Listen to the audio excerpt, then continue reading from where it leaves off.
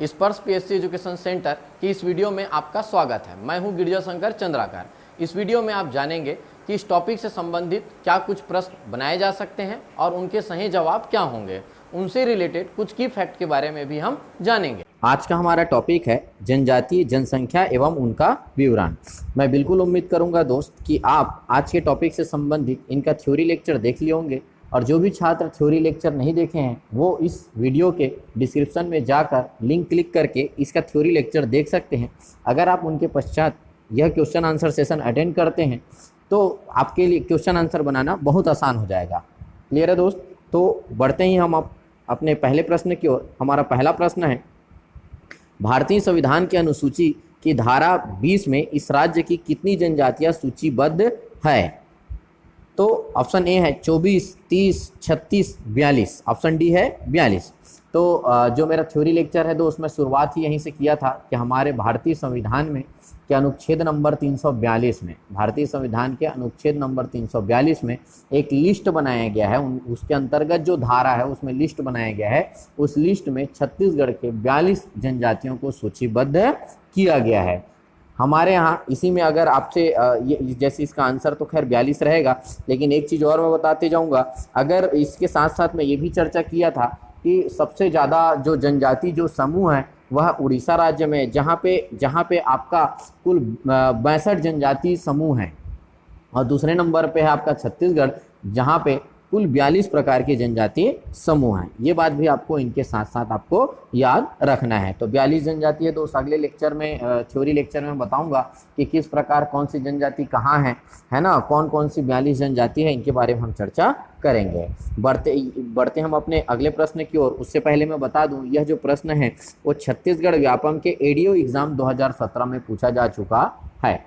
Clear है? चलो बढ़ते हम अपने अगले प्रश्न की ओर। हमारा अगला प्रश्न है, देश की कुल अनुसूचित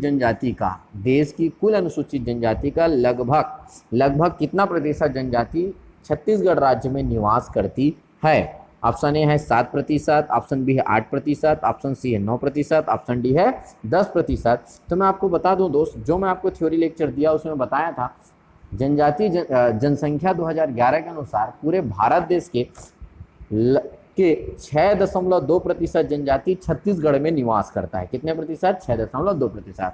अब ऑप्शन में 6.2% तो है नहीं, लेकिन प्रश्न में दिया गया है लगभग। कौन सा शब्द लिया गया है? लगभग। इसलिए आप इसके नियर अबाउट आंसर ले सकते हैं, और लगभग में बिल्कुल आपका एक आंसर क्या रहेगा? आपका 7%। क्या रहेगा? 7%। यही इसका सही आंसर रहेगा। क्लियर है दोस्त? अगला अगर हम बात करेंगे, छत्तीसगढ़ में आदिवासी विकास खंडों की संख्या कितनी है? आदिवासी विकास खंडों की संख्या कितनी है? और इसके ऑप्शन है दोस्त आपका 48, 38, 49, इनमें से कोई नहीं। तो मैं आपको बता दूं, छत्तीसगढ़ में आदिवासी विकास खंडों की संख्या है 85। अगर आपको याद होगा दोस्त, मैं बताया था इस राज्य के 146 विकास खंडों में 85 को आदिवासी विकास खंड घोषित किया गया है। और जो 85 उसका डेटा मैं दिया था 13 और 5 करके अलग अलग दिया था। मतलब 13 वो जिले थे जहां पूर्ण थे, और 5 वो जिले थे जहां पे आंशिक, कुछ विकास खंड आदिवासी क्षेत्र में आते हैं और कुछ विकास खंड आदिवासी क्षेत्र में नहीं आते हैं। तो इसका आंसर रहेगा 85, बट ऑप्शन में नहीं है, इसलिए डेफिनेटली इसका आंसर रहेगा इनमें से कोई नहीं। कौन सा रहेगा? इनमें से कोई नहीं। बढ़ते हम अपने अगले प्रश्न की ओर। हमारा अगला प्रश्न कथन के आधार पर आधारित है, और इस प्रकार यह प्रश्न है। कथन को पढ़ना है और उसमें से बताना है कि सही कथन कौन है, क्योंकि प्रश्न नहीं है, सत्य कथन है। चलो हम आगे बढ़ते हैं अपने कथन की ओर। कथन पहला है, 2011 जनगणना के अनुसार राज्य में अनुसूचित जनजाति प्रतिशत 32.62% है। आपको मैं बता दूं 32.62 नहीं है, वह डेटा कितना है? 30.62%। इस मायने में ये पहला कथन गलत होता है। कथन नंबर 2 है, 2011 जनगणना के अनुसार अनुसूचित जनजाति में लिंगानुपात 1023 दिया है। आपको अगर वीडियो लेक्चर आप देखे होंगे मेरा, तो वहाँ पे मैं लिखाया था वह है 1020, इसलिए दूसरा कथन भी गलत होता है। तीसरा कथन है, 2011 जनगणना के अनुसार राज्य में अनुसूचित जनजाति प्रतिशत 30.62 है। अभी हम चर्चा किए, बिल्कुल तीसरा पॉइंट सही है।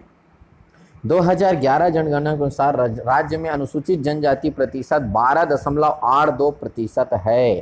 ठीक, तो ये भी लाइन एकदम गलत हो गया क्योंकि इसका ऊपर वाला लाइन सही है। जनगणना 2011 के अनुसार सबसे अधिक अनुसूचित जनजाति जनसंख्या वाला जिला सरगुजा है, लेकिन ध्यान से पढ़ना है किस जिलों के आधार पर बताया जा रहा है, 18 जिलों के आधार पर।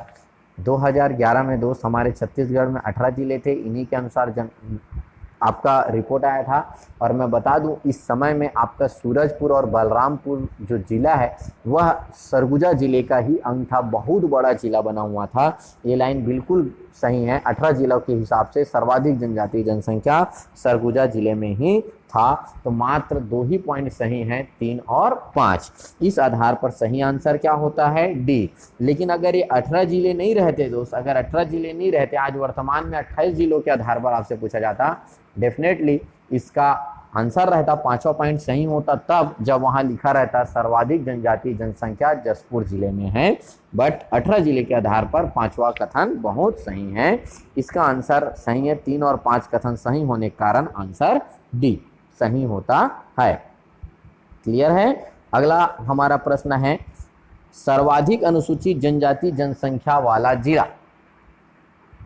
आज वर्तमान में सर्वाधिक अनुसूचित जनजाति जनसंख्या वाला जिला, आपको याद होगा दोस्त, मैं जनजाति जनसंख्या को 2 आधार पर पढ़ाया था। एक मैंने पढ़ाया था आपको जनसंख्या के आधार पर, एक पढ़ाया था प्रतिशत के आधार पर। जनसंख्या के आधार पर आप याद करने की कोशिश करो। सबसे पहले सर्वाधिक जनसंख्या मैं कहाँ बताया था, जसपुर। कहाँ पे बताया था मैं, जसपुर। क्लियर है। अगर सबसे ज़्यादा जनसंख्या पहले मैं जसपुर बताया था, जसपुर से फिर हम नीचे आए थे, कहाँ आए थे आपका बस्तर, बस्तर से ऊपर कहाँ गए थे हम, रायगढ़, रायगढ़ से याद करो हम लेफ्ट में थोड़ा टर्न लिए थे, क्या आया था, कोरबा, कोरबा के बाद ऊपर क्या आया था, सरगुजा। तो बिल्कुल डेफिनेटली ऑप्शन नंबर डी है वो सही होगा। क्लियर है दोस्त। तो इसका आंसर क्या है आपका, जसपुर, बस्तर, रायगढ़, कोरबा और सरगुजा। बढ़ते हम अपने अगले प्रश्न की ओर। हाँ, तो इसमें प्रश्न है अनुसूचित जनजाति प्रतिशत। अब देखो इससे पहले कुल जनसंख्या के आधार पर था, अब यह प्रतिशत के आधार पर है। जिलों के घटते क्रम में बताइए, मतलब सबसे ज्यादा प्रतिशत कहाँ है, उसके बाद कहाँ है, उसके बाद कहाँ है, फिर सबसे कम कहाँ है। इसके ऑप्शन कुछ इस प्रकार दिए गए हैं। अगर आपको याद आ रहा होगा तो आप याद करके देखो। प्रतिशत के आधार पर नंबर 1 आपको याद रखना है। मैं बोला था अगर ये छत्तीसगढ़ का अगर इसको मैं मैप बन लूँ, जनसंख्या के आधार पर ऊपर वाले जिले आएंगे और प्रतिशत के आधार पर नीचे वाले जिले आएंगे। खैर ये तो आपको समझ में आ गया होगा। आपको ये बात भी समझना है कि सर्वाधिक जो जनसंख्या है सबसे नीचे कहाँ था, सुकमा। याद आ रहा है दोस्त, 83.87% लोग यहाँ के जनजाति है। दूसरा उसके बगल में ऊपर कहाँ गए थे, बीजापुर, बीजापुर के बाद कहाँ गए थे, नारायणपुर, नारायणपुर के बाद कहाँ गए थे, दंतेवाड़ा।